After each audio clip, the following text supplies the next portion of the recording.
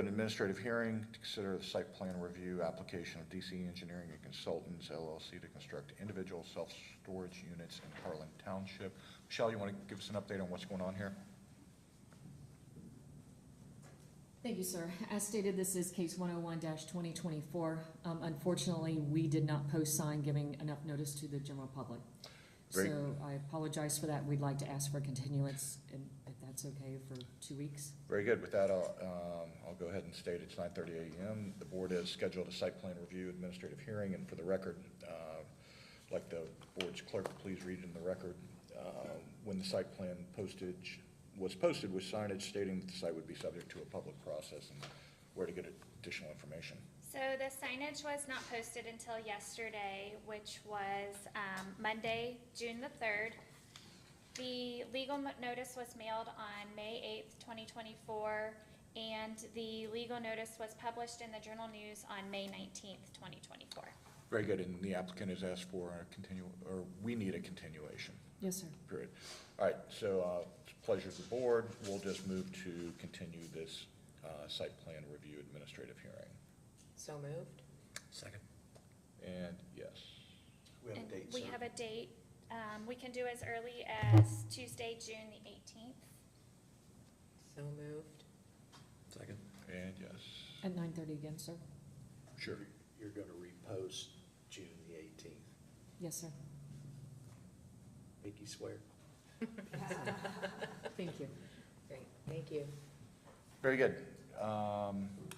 Next, we have a work session at 9:45, but seeing how our administrative hearing was continued, I'll go ahead and call that to order. We have a work session with our sheriff, Sheriff Sims, and Prosecutor Fornshell to discuss details relative to the Child Advocacy Center of Warren County.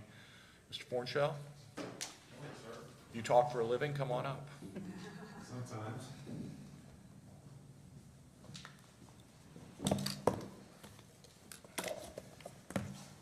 I'm a little out of breath. It was because I was trying to run here from another meeting, so I apologize for that. So I wanted to address with you today our Child Advocacy Center in Warren County, which most of you are familiar with. You've been involved with. Commissioner Young, you were here when the CAC started almost 16 years ago, approximately 16 years ago. So to give just a very brief historical overview, our CAC did start around 16 years ago. Prosecutor Rachel Hutzel was instrumental in developing that. An attorney from my office, Julie Kraft, had come from Montgomery County at that point, which had a child advocacy center there. And when Warren County was looking to start our center, they enlisted the assistance of Montgomery County, and specifically Care House, Dayton Children's Hospital, for getting that up and running. Care House and Dayton Children's Hospital was never intended to be a permanent managing entity for the CAC.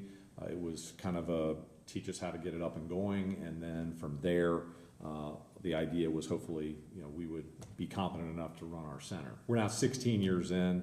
The meeting that we've requested here today is for the commissioners to consider bringing our Child Advocacy Center of Warren County under the control of Warren County, and specifically under the county's organizational structure. The current structure of our CAC, to give you a little bit of background on that, there are approximately 26 child advocacy centers in the state of Ohio. 80% of those are not organized from an organizational structure the way ours is, meaning a hospital-based, if you will, CAC. The operational structure, therefore, doesn't really matter in terms of accreditation. The issue with CACs is you want them to be accredited, and ours is nationally accredited, but the requirement is that you have to have all 5 disciplines at the table for policymaking, case review, things like that.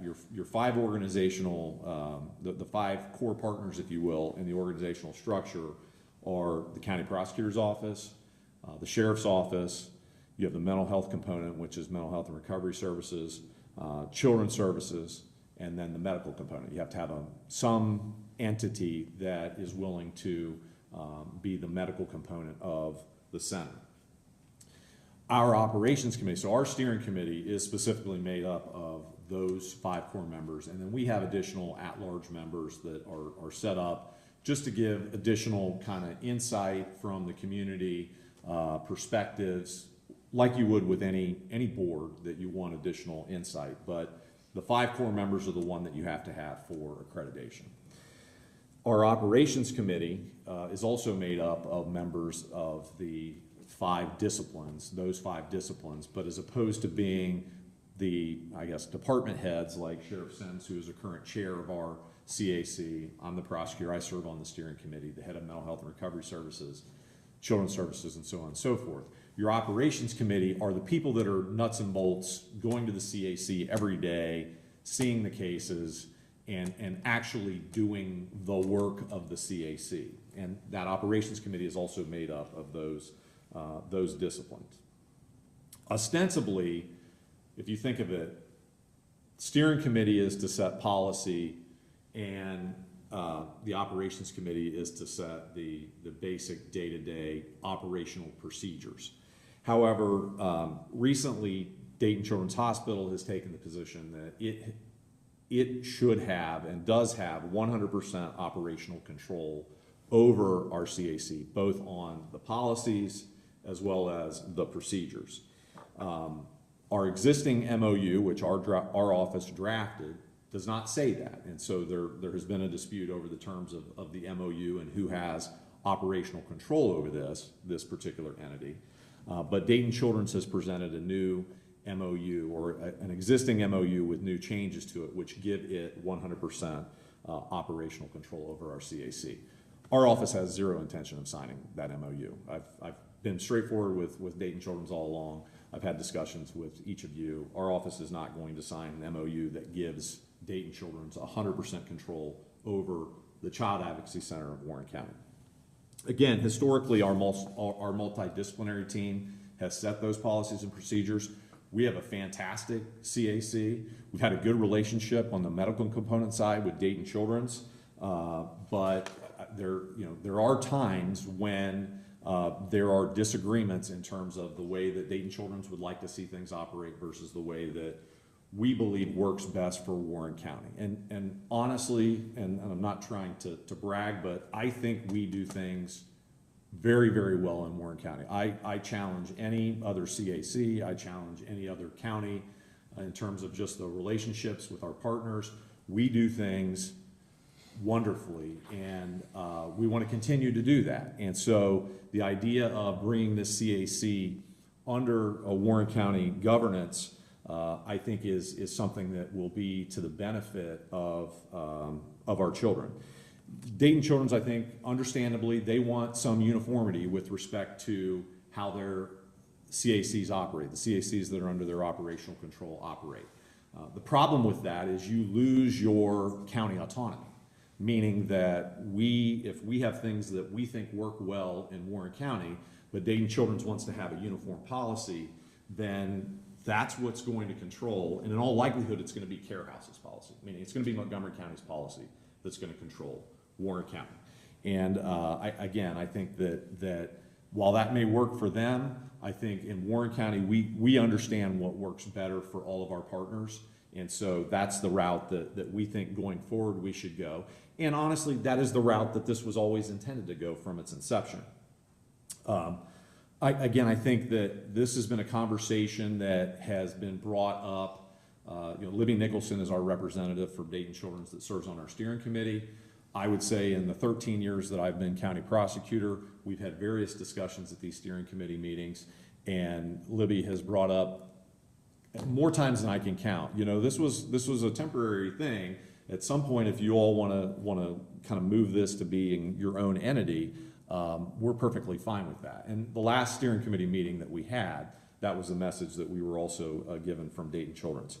And so this MOU has kind of created this inflection point, the presentation of the MOU to formalize, if you will, Dayton Children's view that it has 100% operational control over this facility. has created an inflection point for us to have these conversations. And I think 16 years in, we are a mature organization. We know how to run it. We know what works best for us. And so what I'm here today, and I think the sheriff is here today, is to support the proposal, which is for the employees of the CAC essentially to be moved over under the county organizational structure. There are 5 employees of the Warren County CAC. There is a manager, and there are 2 forensic interviewers who do the forensic interviews. You have essentially an office administrator, and you also have a prevention specialist.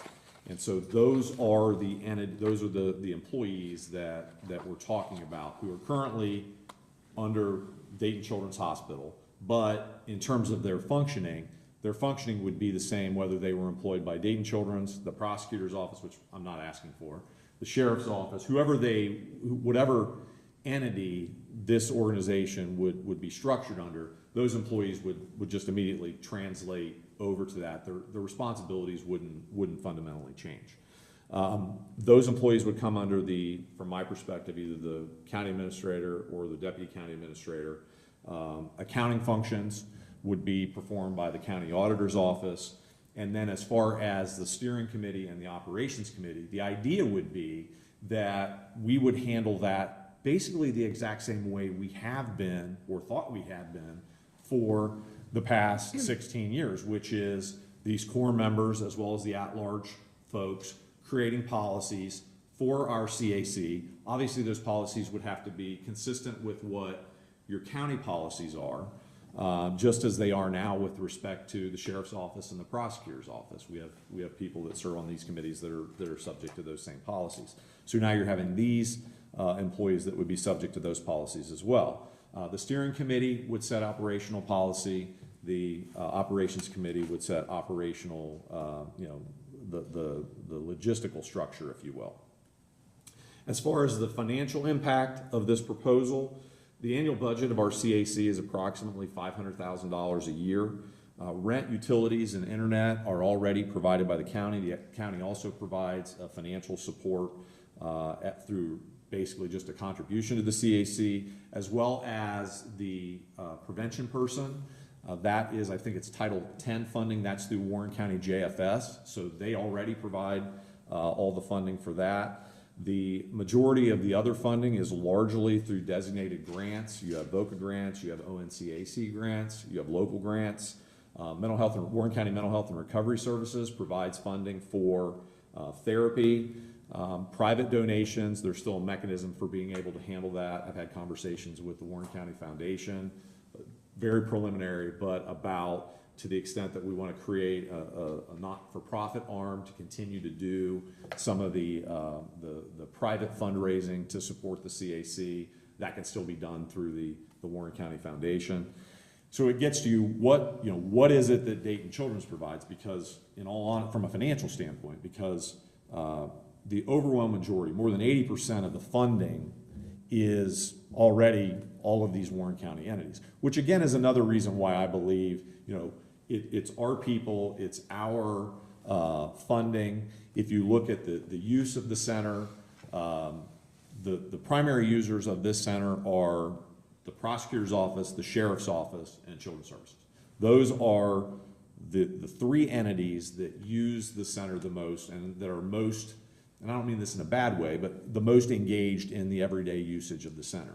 Dayton Children's as a medical provider, it's probably less than 5% of the cases that ultimately get referred for medical examinations, because just the nature of the case doesn't necessarily always require a medical examination, or the timeliness of the disclosure makes a medical examination not particularly helpful from an evidentiary standpoint, or the families simply don't want to have a medical done. They're given that option. But again, 95% of our cases, the medical side, meaning Dayton Children's, they're not providing a medical service with respect to those cases. So what are they providing? They provide the fringe benefits for the employees. So the manager of the CAC historically has had to go out and raise all the funds for your everyday salaries, And Dayton Children's provides, to the extent that any of those do a 401k, and there's a match, Dayton Children's provides the match.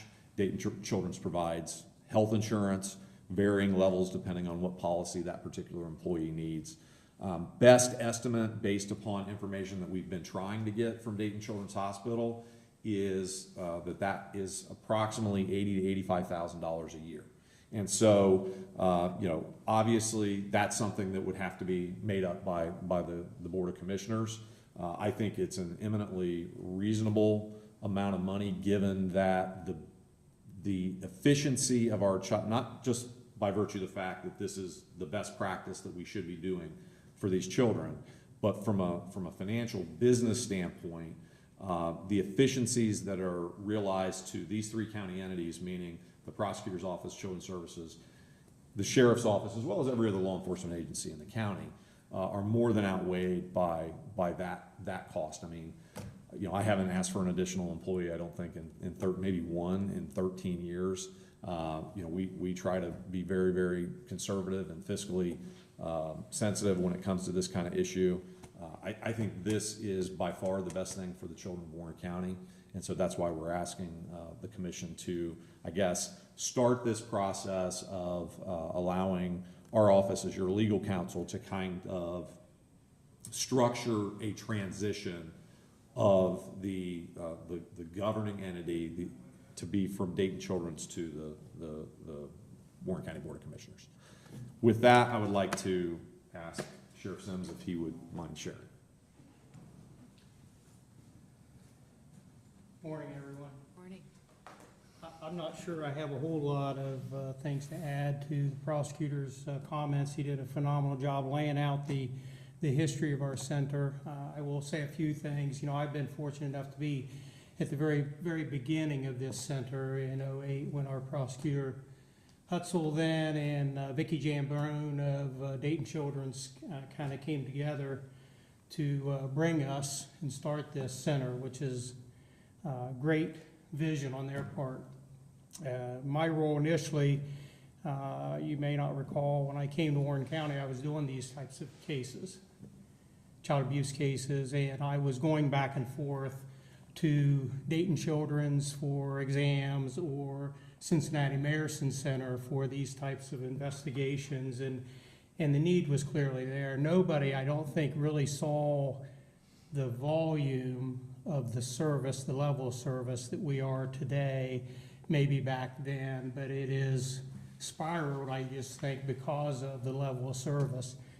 And none of this, I hope anybody thinks that this is not a bashing of Dayton Children's. They have been a phenomenal partner. They have opened up opportunities to bring their level of expertise. I worked with, Libby Nicholson and Teresa Wiles when I was doing investigations. So, but I do know, and I will agree with Prosecutor Fornshell, this has always been kind of the intention of Warren County taking control, or at least becoming less reliant upon Dayton Children's or any other hospital entity for that matter. And because of the good graces of the county, I mean, many of you have accepted and have seen our level of responsibility and the service that we provide, even from, if you recall back when we started out on the campus at Atrium, in a building up there. I think we were spending about $32,000 a year rent to Dayton Children's out of the CAC budget. And because of your efforts, we moved here to Lebanon, Warren County. And he initially sliced that rent in half, saving that money to be able to use for other important operational needs, and then eventually, eliminated the rent, and then are providing these other services. And while prosecutor is exact, these partners are all here Warren County partners. There have been differences, and I think most of us realize there are even philosophical differences between Warren County and many of the counties around us, and how we operate, and that doesn't necessarily mean that that's bad or they're wrong. We just handle things differently, and I do think that we've become extremely efficient and good at what we do. And some of that credit can go to the experience and expertise that we were getting from our partners as well. And when I look at these other facilities like Greene County and Montgomery County, they're very good operating facilities. But the most recent meeting, as we started this conversation about trying to become, I think, more reliant upon our Warren County partners, he's right. Libby has said this a number of times, and again, that's not a disrespectful thing. She's commented that, and this most recent meeting, we had our director of the Ohio Network of Child Advocacy Centers down here to talk to us, who is the oversight of these accreditations. And Danielle Vandergriff reiterated that this is one of the top operating child advocacy centers in the state of Ohio. And she sees no reason why that would take any back step by making these changes. And I think prosecutor even followed up with her, maybe going up and have a more detailed conversation with Danielle to just make sure that we are going to operate in that same capacity. But I think the timing is right.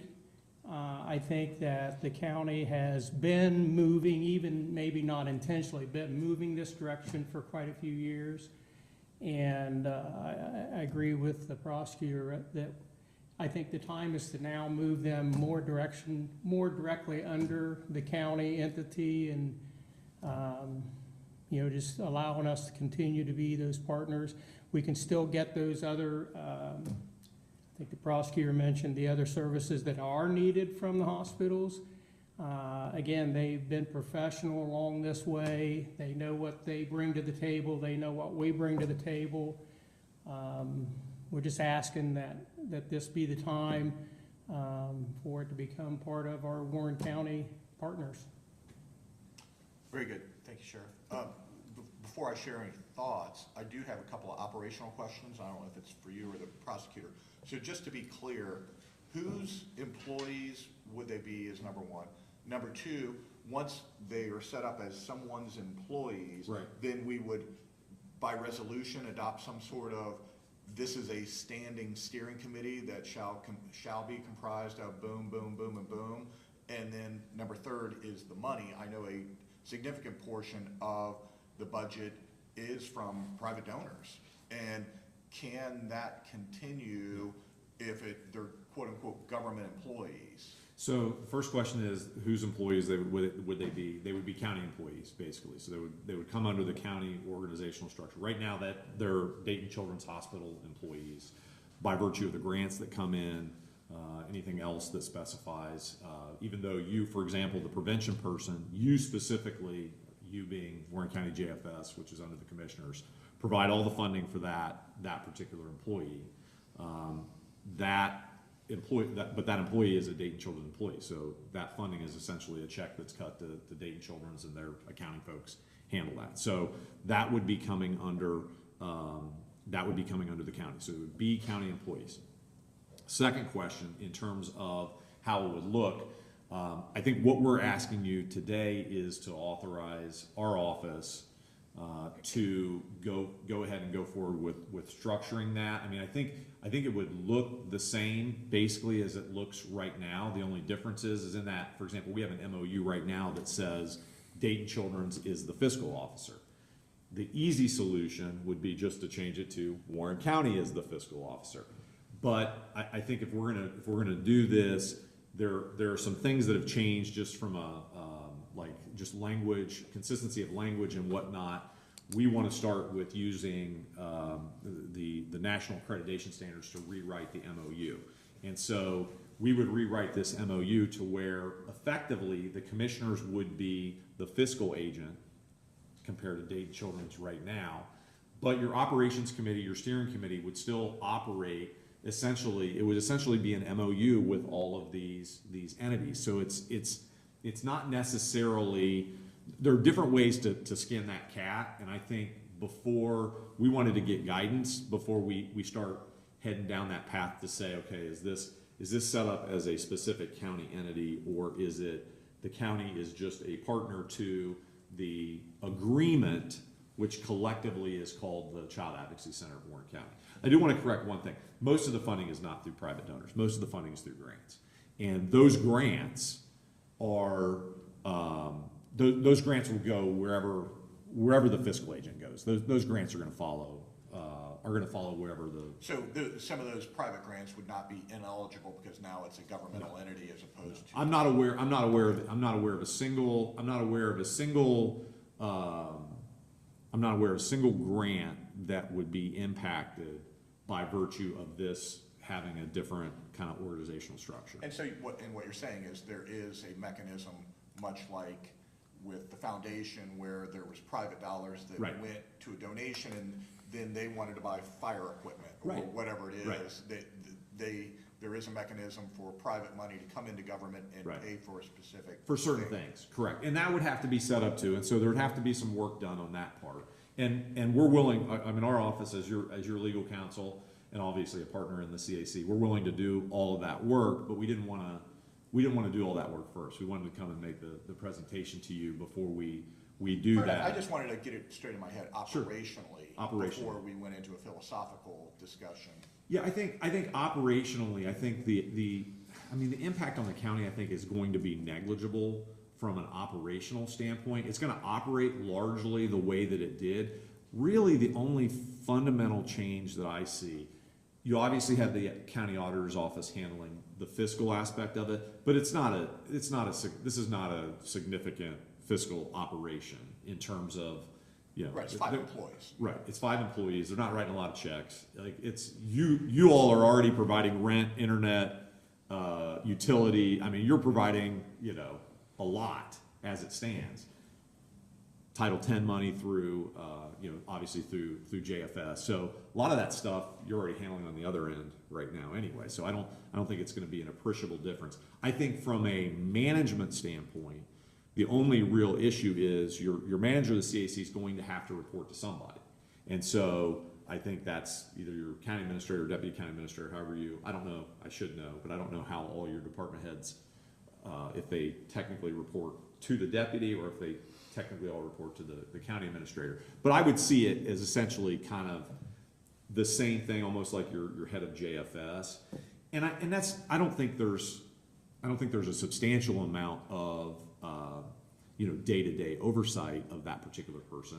Your deputy county administrator already serves on our steering committee, so is familiar with how it operates. You have obviously a head of children's services that serves on the steering committee as well. So largely, that knowledge of what's going on with the CAC is already there, but they would have to do an evaluation once a year to make sure that everything's going Right. well. That's clear enough that it's not perfectly set up yet, but there is a mechanism to do it Yeah. if we choose to do that. Right, and I think we want to go back. What has happened over the years is they started with a set of kind of organizational documents back in 2008, which were good for that, and then we've kind of continued to add on to those organizational documents, and some of the language has changed in terms of just accreditation standards, and we want to have everything. You just want to clean it all up. We want If it we're all gonna do cleaned up, so we want to start from fresh. scratch with an MOU and with an organizational document that honestly mirrors national accreditation standards. So that's what I would like to start doing. How do other counties in the state do this? Do other counties do what you're suggesting? There's a variety of different mechanisms. So they are varied, Commissioner Grossman.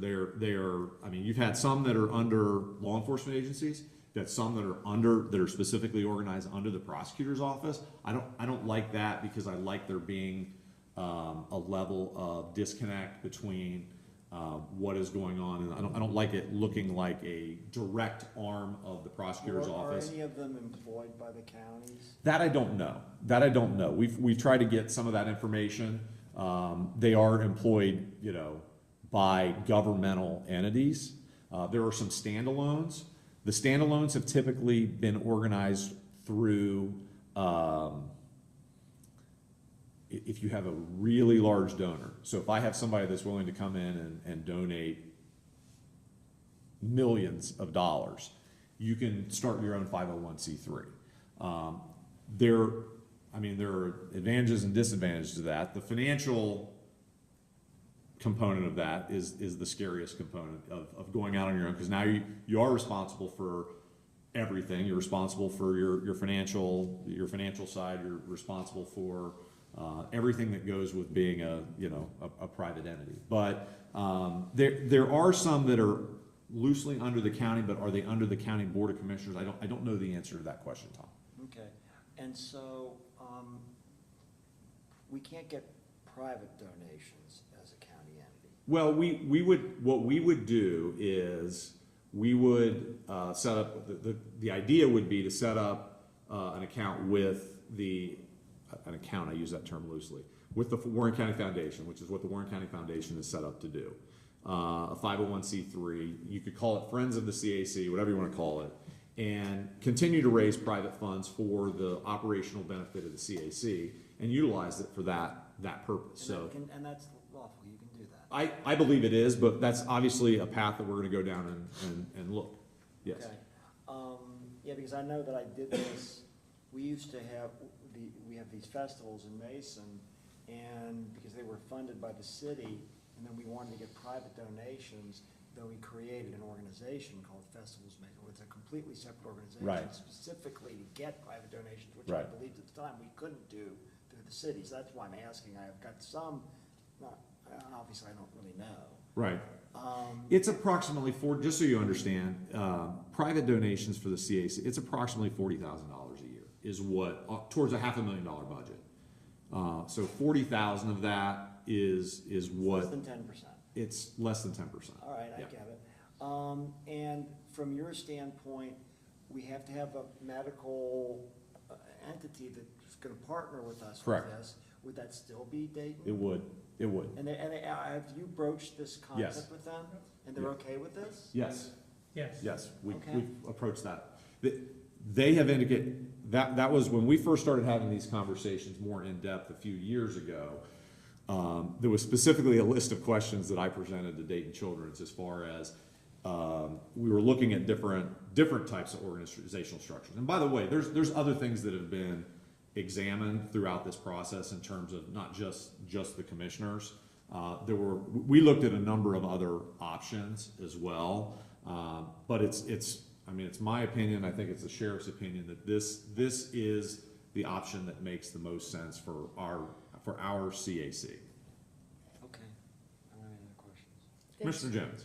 Thanks for being here Sure. today, and I appreciated your visit a few weeks back, and since then I did have a meeting with the CEO of Dayton Children's, Debbie Feldman, who I'm a big fan of, and as I said to you,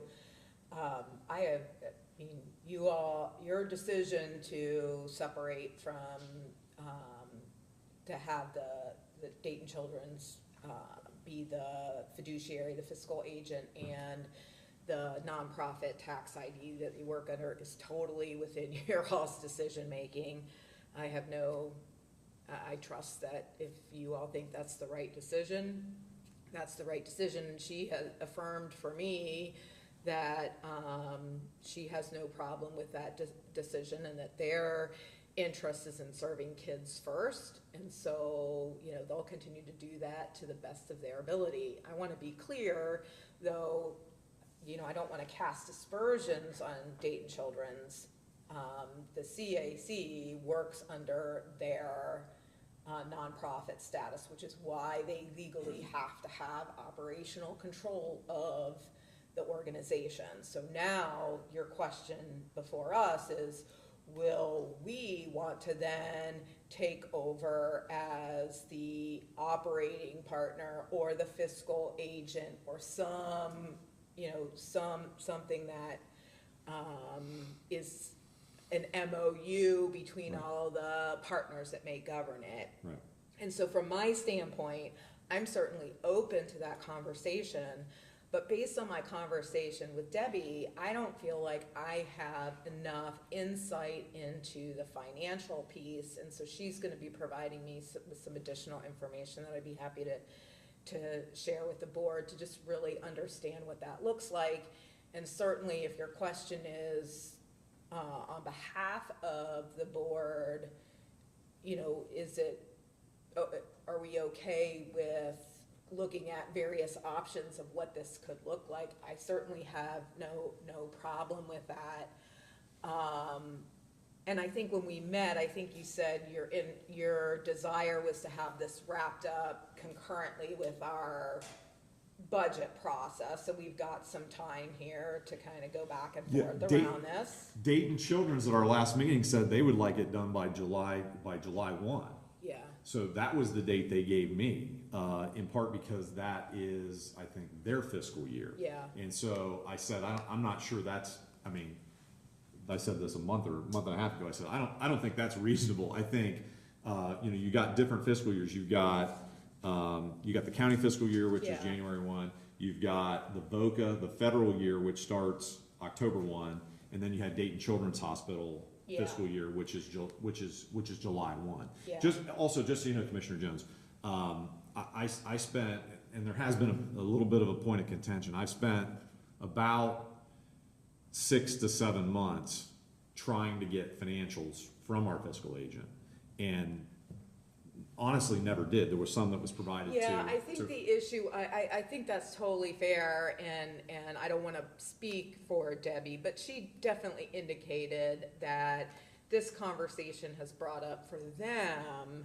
that, you know, there was sort of an acceptance of costs that they just assumed, and they didn't charge it back to the various centers that they have operational control. And so now that this question is before them, they're saying, okay, we need to start pulling out the expenses and so that you can get a clear picture of what it is. And so I don't dispute that that's the case.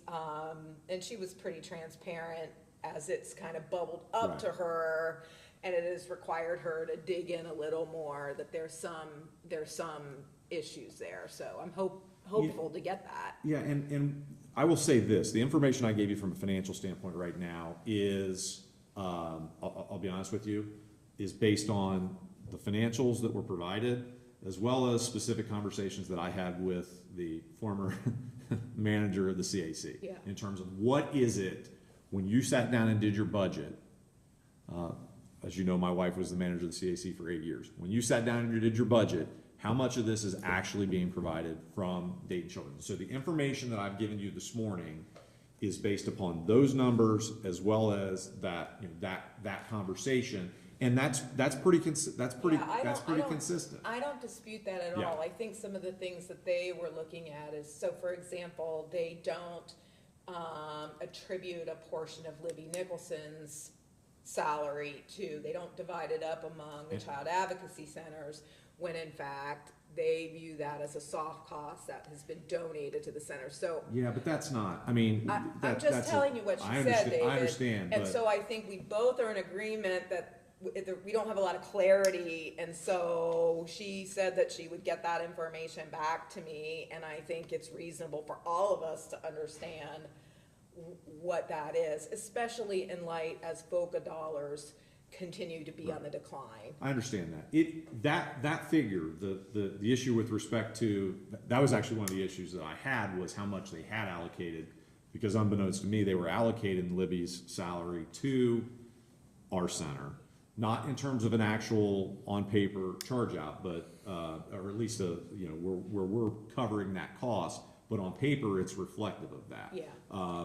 That, realistically, that should not be. Yeah, and I mean, allocated to our county. I think once we see it, then we can decide what gets absorbed back in other areas. So like fundraising costs and those sorts of things that the foundation has taken on because they have, they view this as their mission. So it's like, look, I don't, Right. I don't have any problem with any of this, but I don't want to commit to anything until I fully understand the financial implications and what that's gonna mean moving forward, as I know all of the child advocacy centers in the state are struggling with the decline of VOCA dollars and are trying to come up with other resources, including state appropriation and other things, to be able to do it. So it's like, I just wanna know what we're starting with, but it doesn't sound like that,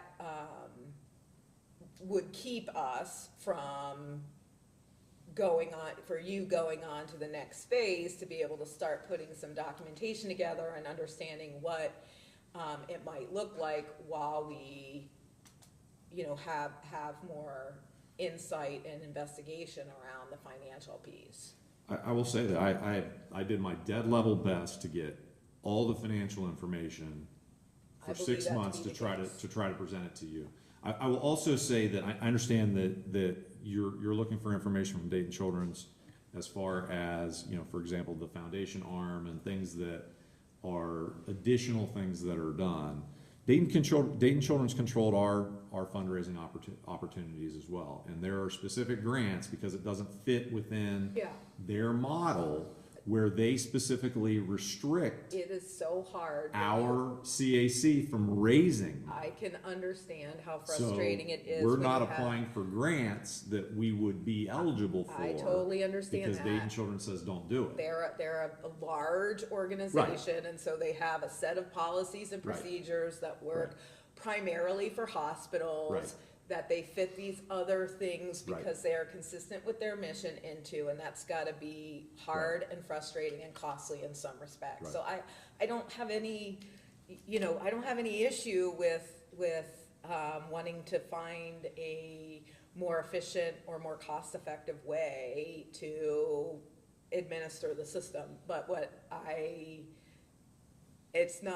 not clear about yet is the financial piece. And I think, Debbie's committed to get it to me. I'm gonna take her at her word, understand what it is, and then we can say, we think these costs are real and these costs aren't real, and here are the opportunities for us to be able to supplement that moving forward. And whose responsibility is it to, write the grants and be worried about whether or not the mission of the Child Advocacy Right. Center can maintain. So I take no exception with Dayton Children's. Dayton Children's has said they will continue to be the medical provider, or whatever. And they're great at it's that.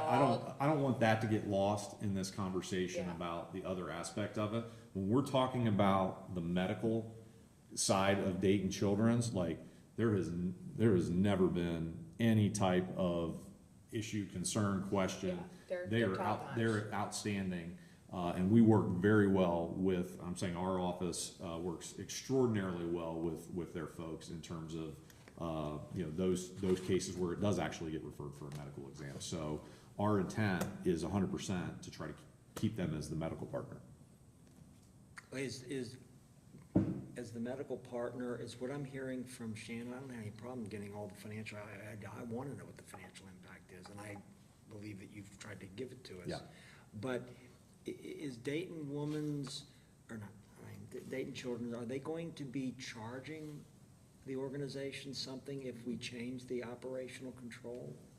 No, they've indicated that they would continue to provide the medicals as Isn't they have that currently. what Shannon is maybe No, saying? she's talking about the employees of the CAC. So you have the employees of the CAC when the child comes in, and is,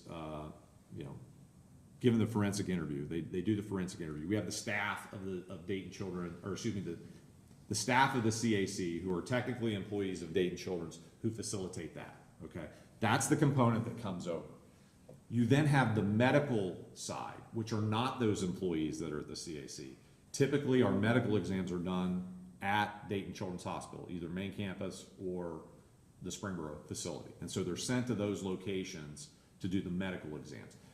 The medical exam component is what is required in order, the availability of that is what is required for you to have an accredited CAC.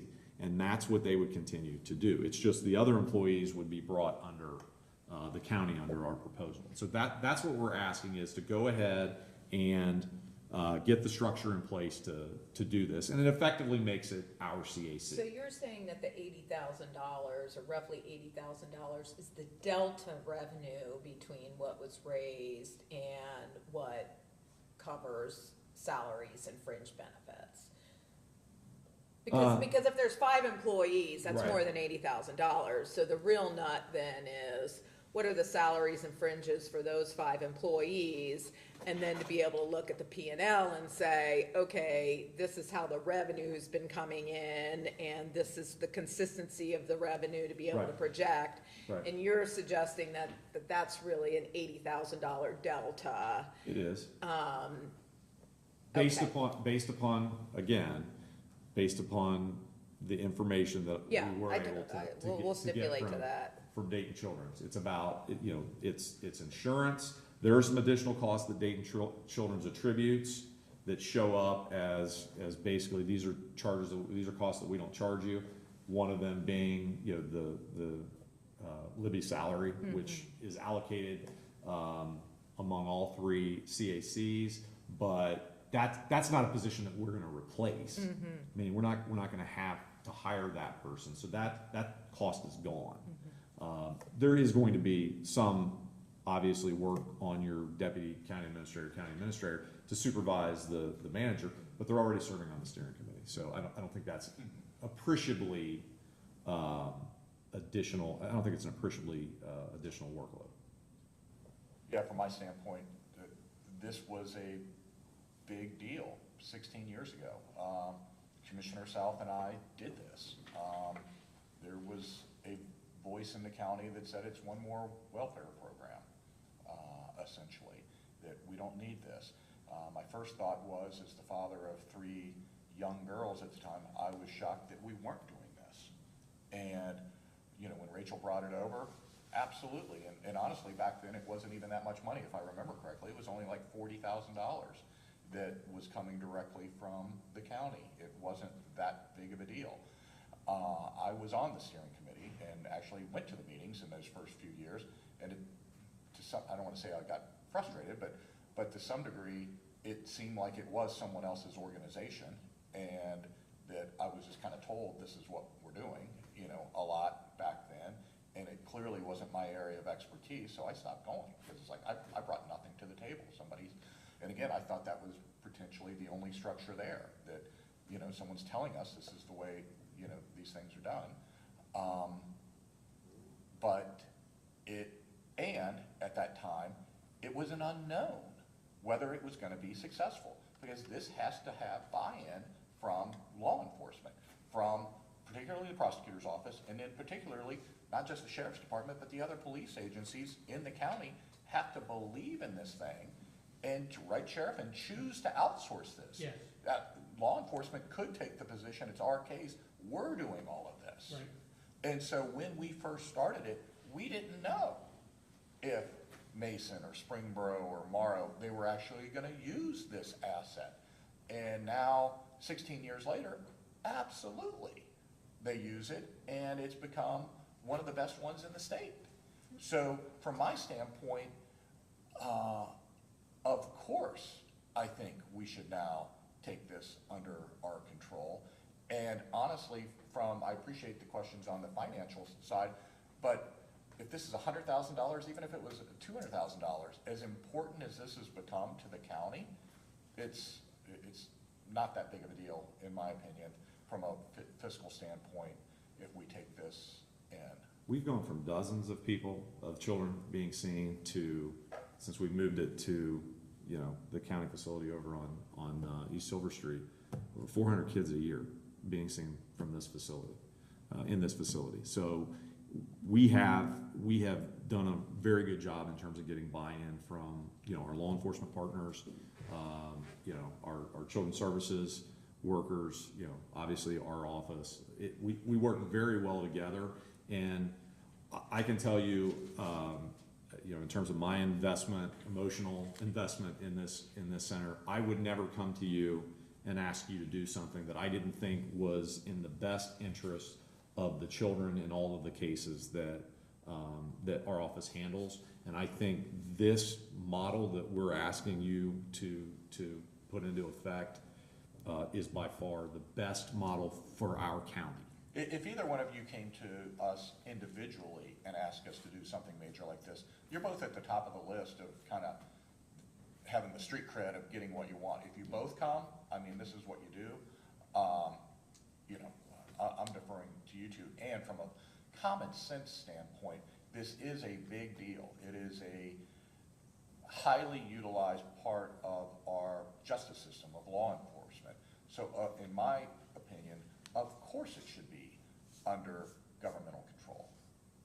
That's just my bottom line. So I guess you're hearing from the board, you can start the process of presenting us with an option moving forward of trying to make a decision on this, but. And I would love, I mean, to the extent that there's additional financials that relate to this that we haven't gotten as of yet, I'm happy to look through those and see how that changes, the financial component of it. But as I said, I think, as best I can tell, that really is the out-of-pocket financial contribution of Dayton Children's. Susan, since this is your area of expertise, you got any comments for us? Well, I sat on the steering committee for 7-8 years as a children's service director, and then coming back, now I'm an at-large member of the steering committee. And I am listening to everything. The financials I received from Dayton Children's were from the chief fiscal officer there. That broke down their contributions, or the estimates of their contributions, which were the benefits. So you think we already have that? That's kind of it on what we're waiting for? That's what I provided to David, is what the chief fiscal officer gave me. What's Shannon asking for that's different, or what? I think there may be more of a breakdown, more explanation, because there was it lacked some clarity. And I think it's because of what Commissioner Jones said. I don't think they were keeping track maybe of they're making some estimates. But I don't think the estimates are gonna be wildly larger, because actually I think what they put for benefits was like 48,000, which I don't think was probably completely accurate. There's never been a time that Dayton Children's has had to step in and give additional financial help to the center, besides that fiscal component and the benefits. And I did ask that question. Have they ever had to, as our umbrella, do that? I look at it kind of like training wheels. Like they were the training wheels to get us where we needed to go, and there's gonna be a time that the training wheels had to come off. We're very unique in this county that we work very well as a multidisciplinary team. We don't want to bump children's out. We want to do a linkage agreement and have them still be a party to this, because they definitely are a function of it. I think that I can't think of a time, and I was thinking back of the 8 or 9 years that we had such an issue that we had to bring them in to manage us. I don't think they've ever had to manage us. We've always been able to manage ourselves and work through disagreements and policy and procedures in a way that benefited the children in Warren County. I think that speaks to the group that we have. So as far as if I think there'll be a detriment breaking off from Dayton Children's, as far as serving children, I don't see there being a negative. I don't think children will suffer for that. I don't. I think we can I don't think anybody's suggesting right, no, they I'm would. just saying, I don't think anyone's suggesting that either, it's just my thoughts. Fiscally, there's gonna be a responsibility for the board. What that exactly is, we might not even know until we would do it. Well, and I think that's like, listen, I don't care what the number is necessarily. I mean, Dave threw out $200,000. If that's what it is, that's what it is. I don't have a problem with that. I think we need to know what that is, and if no more VOCA funds come and no more grants come, then what are we willing to be on the hook for? I don't think that's unreasonable, Right. and in fact, it would be required when we create our budget Sure. to have a number in there. Sure. And so, you know, to me, it's, I don't have clear insight from the fiscal side of what that cost is, period. Like, I don't, so I hear you that it's $80,000 delta, but I don't, and I hear you that the full budget is $500,000. So, but I'm just trying to understand, like, okay, how do all these pieces and parts work, and who's gonna be responsible for applying for the VOCA funds, and when the VOCA funds dry out, where are we gonna look for these revenues? Because if if those revenues go away, then the suggestion is the county's on the hook for it, or we have to say we're no longer going to do this service. So, I'm in no way suggesting that kids would be harmed in any way with this change. And I'm no way suggesting that you all shouldn't move down this path.